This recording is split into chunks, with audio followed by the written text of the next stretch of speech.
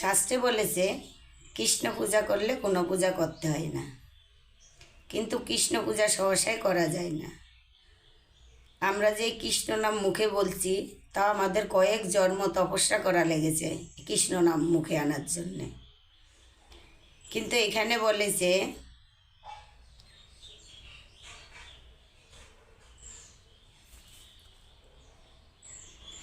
যারা ভগবান শ্রীকৃষ্ণের সেবার উদ্দেশ্যে আশীর্বাদ লাভের বাসনায় দেবতাদের পূজা করে, আমরা দেবতাদের পূজা করতে পারি কিভাবে? আমরা তাদের কাছে প্রার্থনা করব আমাদের জন্য কৃষ্ণপ্রেম জাগ্রত হয়। গোপীরাও দেবতাদের পূজা করেছিলেন যাতে তারা শ্রীকৃষ্ণকে পেতে পারেন।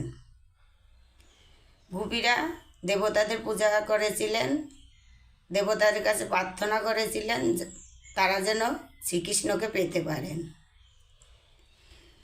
এবং তেমন রুক্মিণী দেবী তার বিবাহের দিনে ওইভাবে দেব উপাসনায় নিয়োজিত হন। তার একমাত্র লক্ষ্য ছিল কৃষ্ণ প্রাপ্তি। রুক্মিণী দেবীও বিয়ের দিন দেবীর উপাসনা করেছিলেন যেন সে কৃষ্ণ প্রাপ্তি হয়। হরে কৃষ্ণ।